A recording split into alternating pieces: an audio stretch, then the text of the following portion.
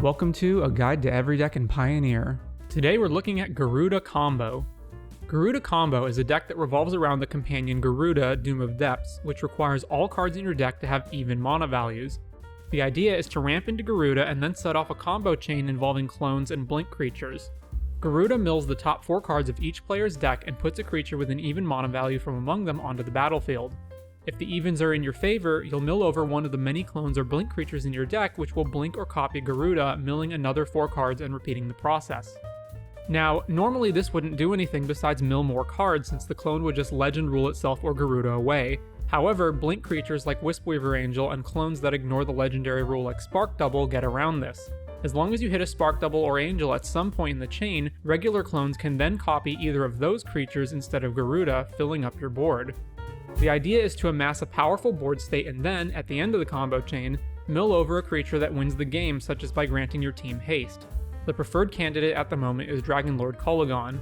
However, you don't have to win on the spot in many situations, as a board of multiple 6/6 creatures can be enough by itself. To enable this plan, the deck plays a number of ramp cards including Sylvan Caryatid, Wolf Willowhaven, and Paradise Druid. Because of how the deck has to be built due to Gyruda's companion restrictions and errata to the companion mechanic, Gyruda Combo is a deck looking to win on turn 4 with a Gyruda from hand, or turn 5 if it has to take a turn off to grab Gyruda from the sideboard. Sideboarding and Weaknesses.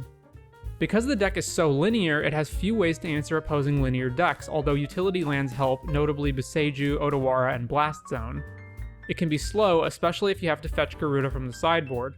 It can also fizzle if you whiff on not just the first mill trigger, but on any trigger in the chain. If you don't manage to find Kolaghan on your combo turn, you can be set back by sweepers. Beyond that, the deck's biggest issues are pressure or disruption from counterspells and hand hate.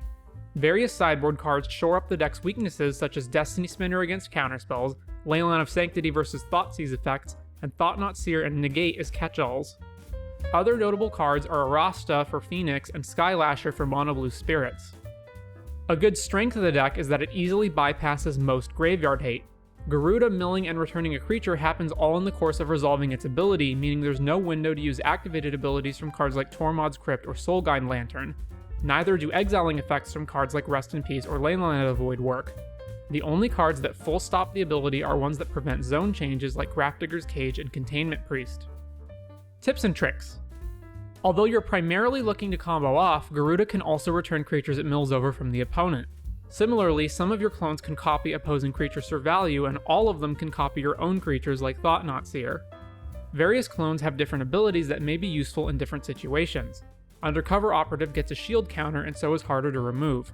Clever Impersonator can copy things besides creatures, such as your own Wolf Willowhavens or enemy planeswalkers. Vizier of Many Faces can be returned from the graveyard using its Embalm ability for another shot at comboing off if the first attempt fails. I hope you've enjoyed this look at Gyruda Combo. I want to thank my fellow players in the Magic community for whom sharing their experiences helps make these guides possible.